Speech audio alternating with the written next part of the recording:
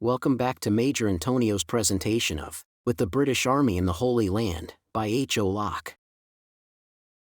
Chapter 13, The Jordan.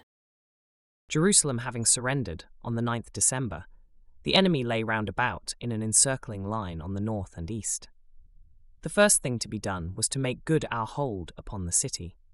Accordingly, a series of minor operations took place, with the object of clearing the enemy from any points of vantage that he held, and driving him further from the city. On the night of the 26th to 27th December, determined counterattacks were delivered by the Turks.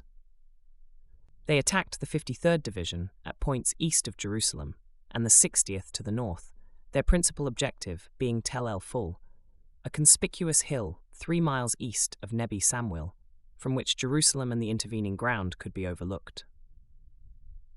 On the morning of the 28th, a lull occurred in the fighting, followed by an attack of unexpected strength against the whole front.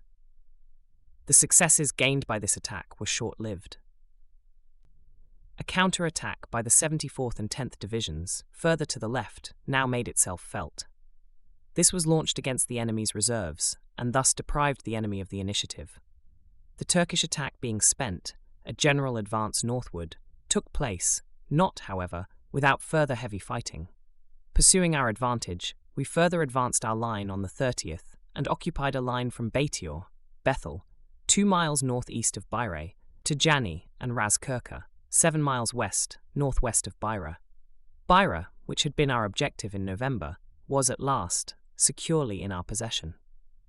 The Turkish attempt to recapture Jerusalem had ended in crushing defeat. Throughout the winter months, the weather was miserably wet, and the troops in Palestine, whether engaged in active operations or merely holding the line, suffered intense discomfort. The mails brought us letters from our friends at home, saying how much they envied us, who were spending Christmas in the Holy Land. But those who were up the line spent Christmas Day soaked to the skin in a gale of wind and rain, while their Christmas dinner consisted of half rations of bully beef and biscuit. They were wishing themselves anywhere else upon this earth. The appalling weather conditions made it impossible to get more than the bare necessities of life forward from Railhead, and tons of Christmas luxuries sent from England through Egypt lay soaked and rotting in dumps at Deir Sneid. January was much too wet for operations in this country. In February, however, General Allenby determined on the capture of Jericho. The country from round Jerusalem slopes down, as we have seen, very abruptly to Jericho and the Jordan Valley. Precipitous slopes, rocky ridges, and narrow ledges confined the advance to definite lines on which the enemy could concentrate fire.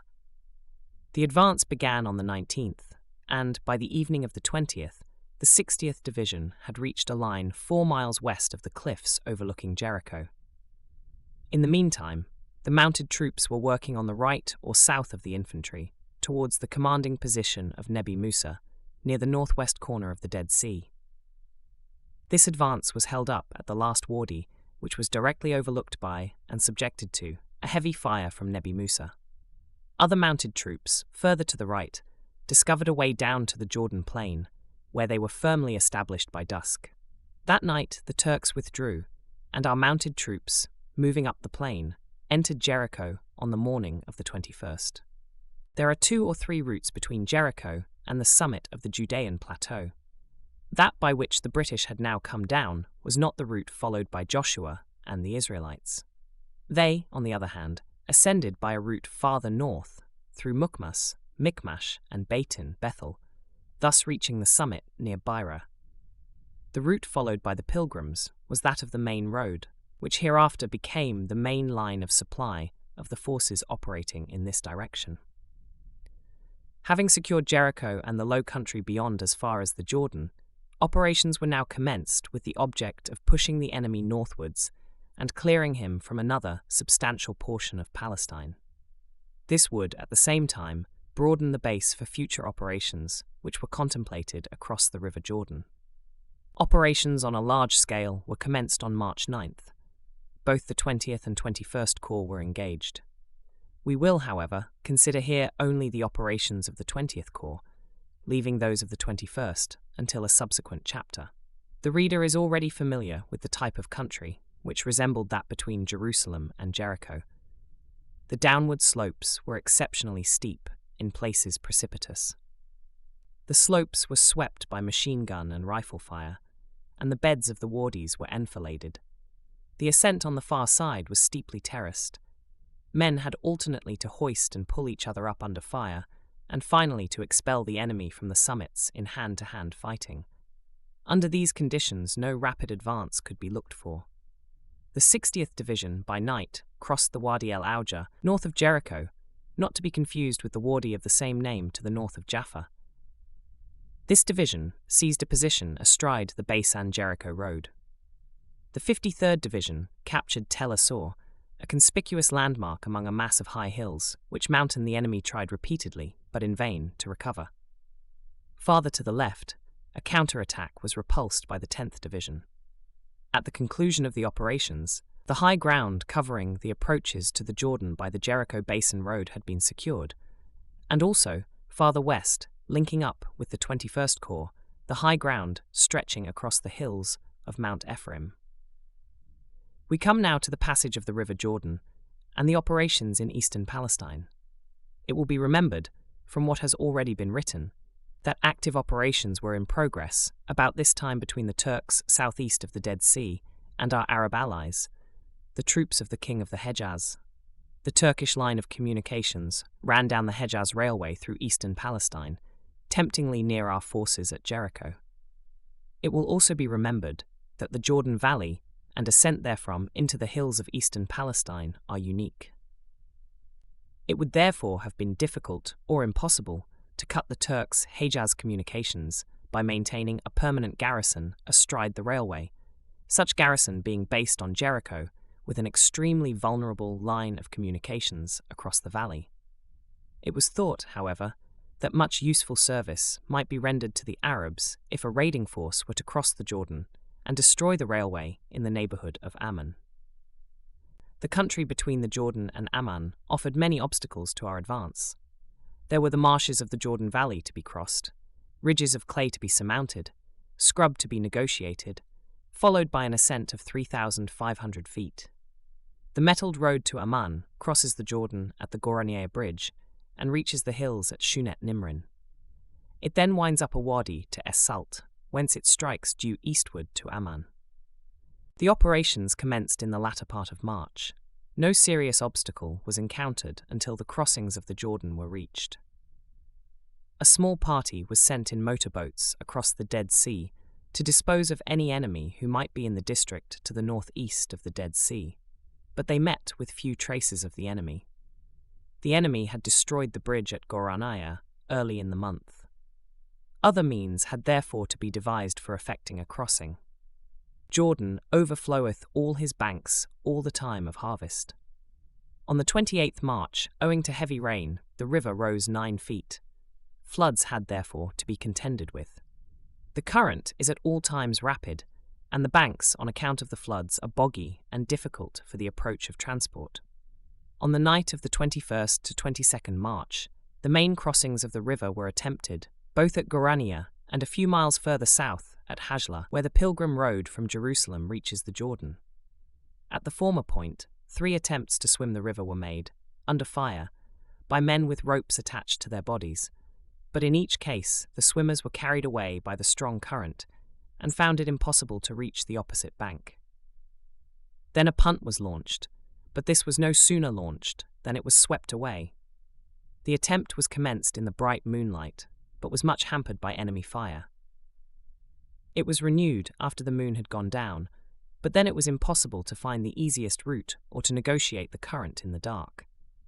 Farther downstream, however, the efforts met with better fortune.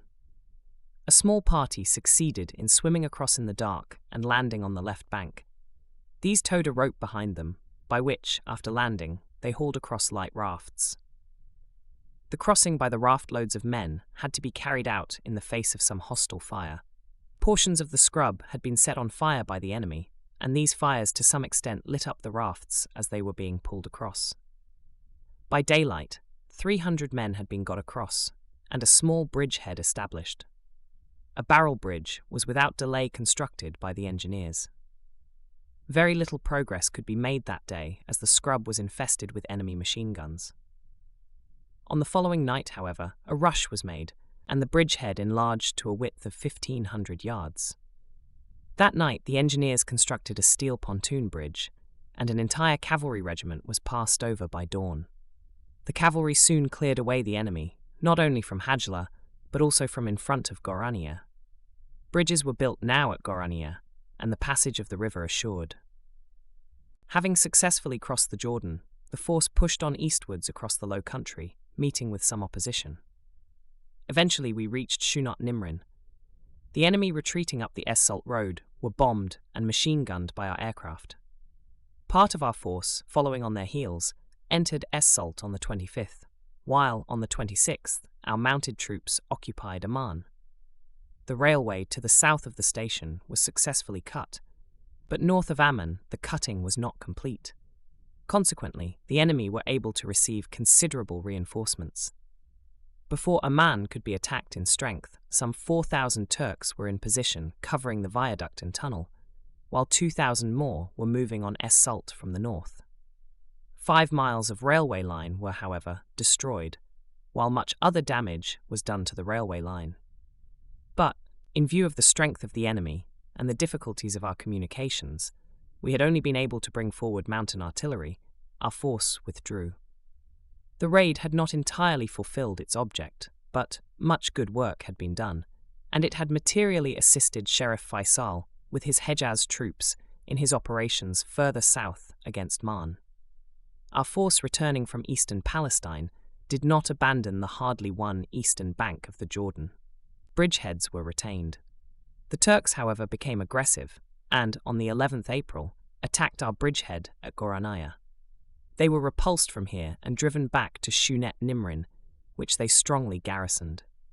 On the 30th April, another raid was made across the Jordan. This time, our infantry attacked the Shunat Nimrin position, while the cavalry, intending to cut off the garrison, moved round the flank and reached Es-Salt. But a strong Turkish force, crossing the Jordan from the Nablus area at Jisr ed-Damia, drove back the cavalry, who lost 9 guns in their retirement. This raid had been planned to cooperate with the Beni Saka Arabs. Their promised assistance did not materialize, and the whole force was brought back to the crossings of the Jordan. Thenceforth, until the sweep of the following September, the Jordan River and bridgeheads remained our front line. This concludes today's reading of With the British Army in the Holy Land, by H.O. Locke. Join us also tomorrow for the subsequent part. Subscribe to Major Intonio's channel. Thank you for listening, and so long.